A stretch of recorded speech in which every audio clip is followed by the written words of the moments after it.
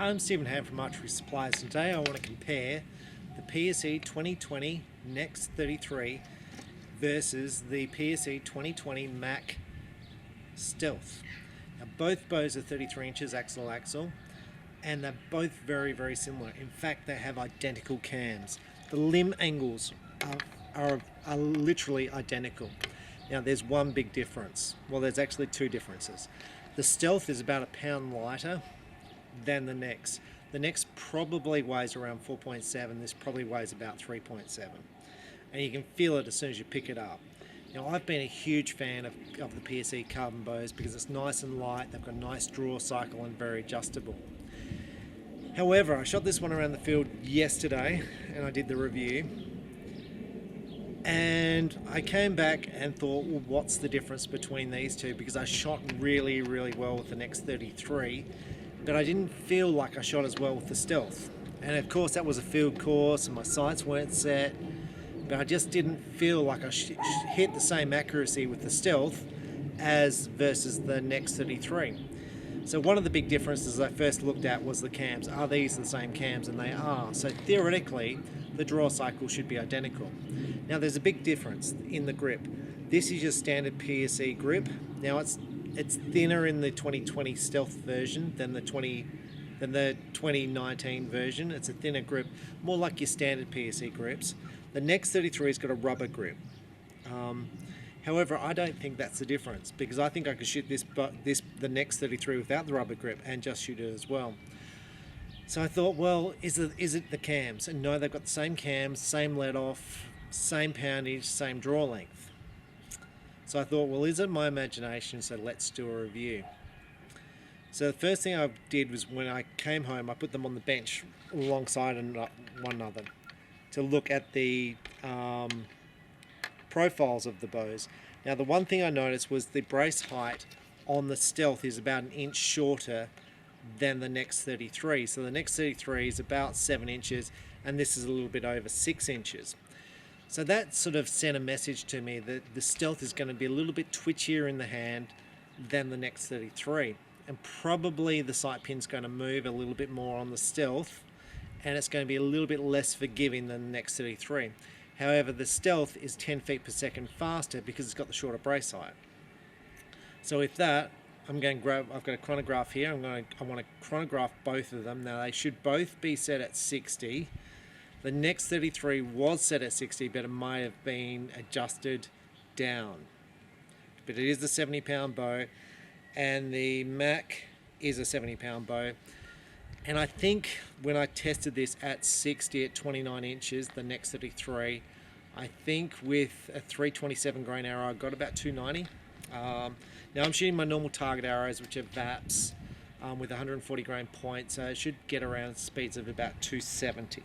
Didn't test it before I came out just because I was kind of like, I'm more interested in to see what these bows group like at 20 meters, because I shot really well with the nxt 33 and I didn't get the same, like I felt I shot this bow as well as any bow I ever have as far as my target bows with all the stabilizers on it, and I didn't get that same impression from the Stealth. I felt average with it and I felt like I shot this really well. So let's just shoot this through the chronograph. Now the draw cycle on the nxt 33 feels nice to me.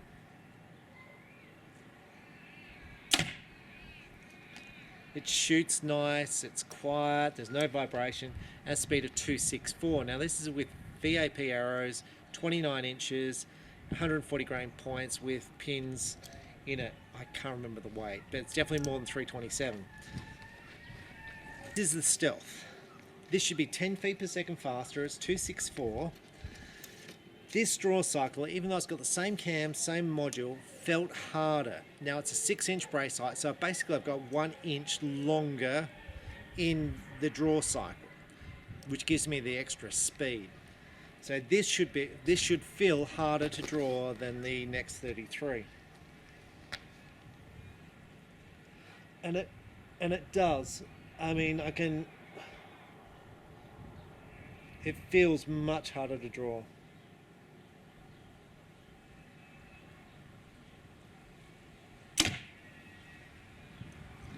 Now that's a 288, so about 20 feet per second faster. IBO is 10. So this is definitely, the Stealth is definitely faster. There's no question, but the draw cycle is definitely harder. I can feel it in my shoulder when I draw it back, and I shoot 60 pounds all the time for target. I've just been shooting tonight 60 pounds on the Super Focus, and I really don't feel any pressure at all on the shoulder. I feel pressure with this, and this is definitely set on 60 pounds because I tested it before this review. So that's 288 feet per second with a VAP. So now what I want to do is I want to shoot both these bows at 18 and just compare the accuracy.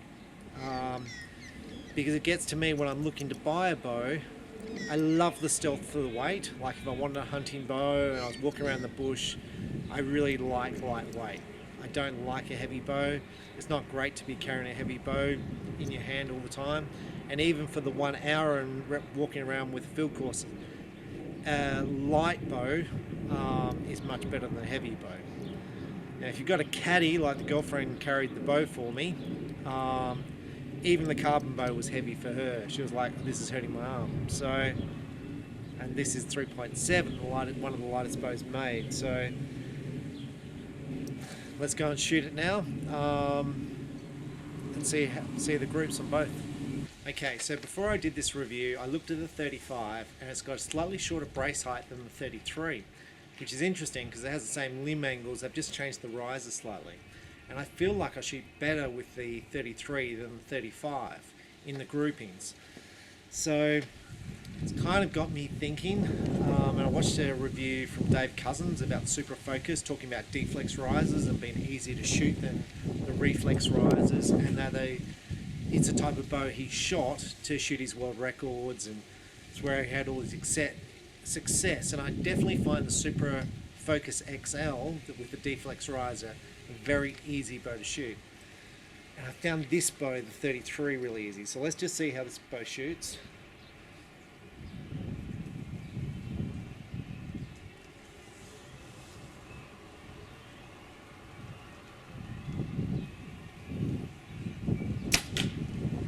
Now there's a little bit of wind, but it's not bad. The grip's nice, the draw cycle's nice. It's a really nice bow to shoot.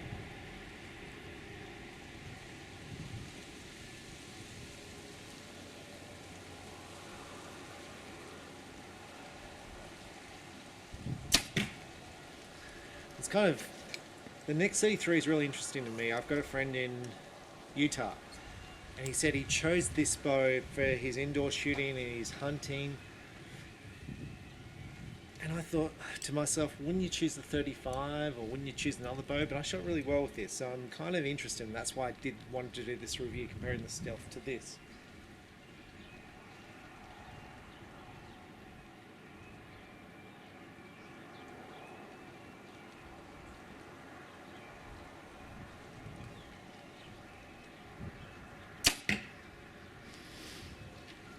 I think this is getting my eye.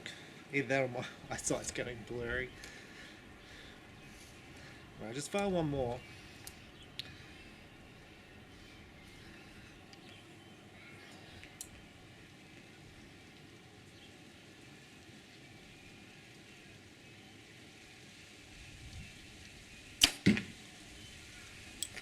Look, it feels really nice to shoot. I really like shooting this bow. And it got me thinking when I shot this bow about target shooting. When you shoot a target bow, they're generally very heavy, but most of the time that bow's resting on the stabilizers, where for 3D archery, you're carrying the bow around the whole time. But just to shoot, this bow is absolutely lovely. So let's just try the Stealth. Okay, so this is the Stealth. The Stealth was one of my favorite bows, and I think PSE have improved on it. So I like the thinner grip.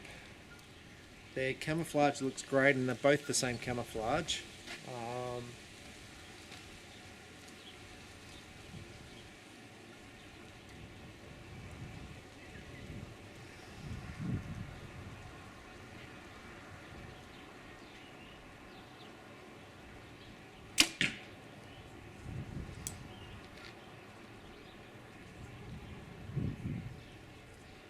felt like I aimed at the middle target. I feel like I went on the left-hand target.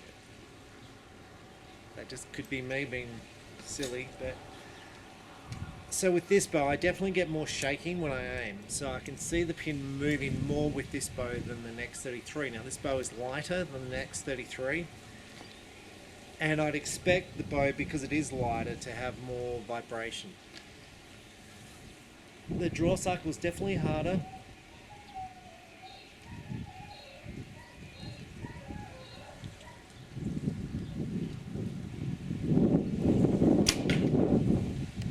But I'm definitely finding this, like my sight pin on this, it's not going in the red, but it's bouncing around the gold. With the X33, it's basically staying in the 10.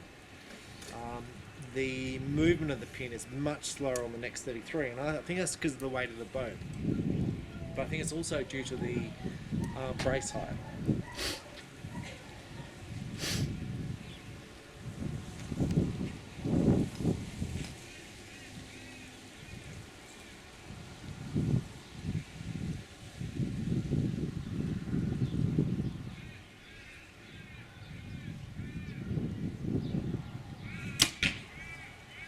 If this little tag's not annoying, I don't know what it is, because it's really annoying.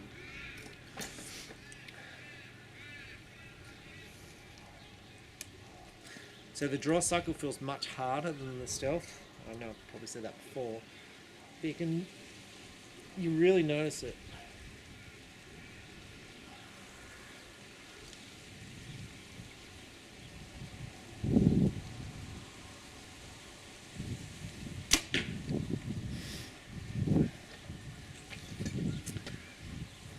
I'm going to say that this bow feels harder to shoot than the X33. I don't know why, but it feels harder as far as the muscles. That could just be the draw cycle, but it feels harder to shoot.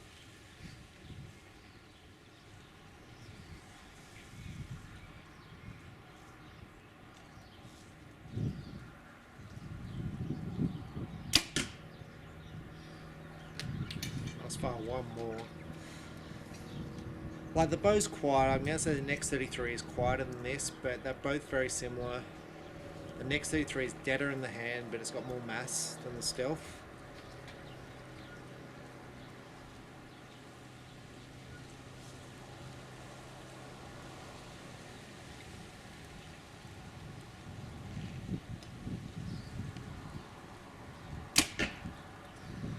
I'm going to say that they do have the same modules, they've got the same cams, they should feel the same.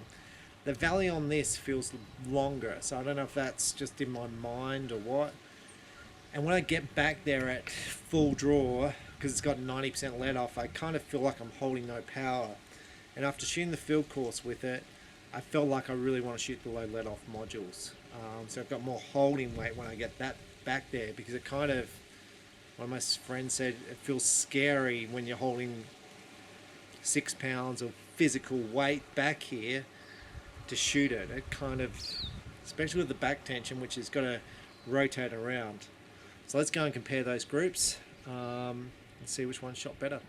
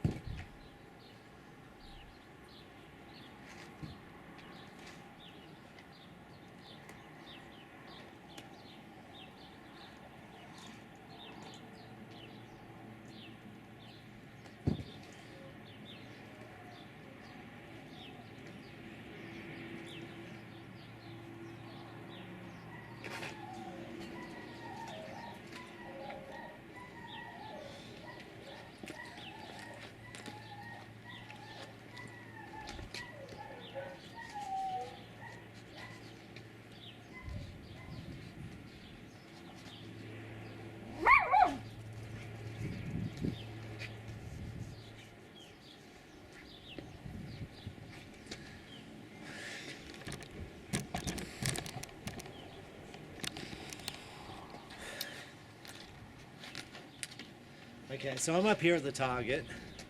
That was interesting because when I was shooting back down, I'm like, what's going on? Because am I at the wrong target? Now these arrows here are fractionally low. This is the next 33 group. But I can get my fingers all around them. So even though they're all low, it's kind of it's a pretty good group. And if I had my sights set, that'll all be in the 10. Now this group here, this is the Stealth. Now those arrows went straight through the target. Literally, the points were at the end. And we look at these, the difference in penetration is just huge. Now, this is not a bad group. There's 10, 10, 10, 9, 9, 9. So three 10s, 3 9s, right? But look at the difference in the group. I can kind of almost get my fingers around. But the next 33 definitely is a better group. And for me, when I was shooting, it felt, the next 33 feels easier to shoot. It holds steadier on the target, and that's going to be a combination of the bow weight and the brace height. But the Stealth is faster. So I'm going to say it probably depends on what you're looking for the bow for. And I think this gets to the whole question when it comes to a hunting bow of whether you want speed or whether you want accuracy.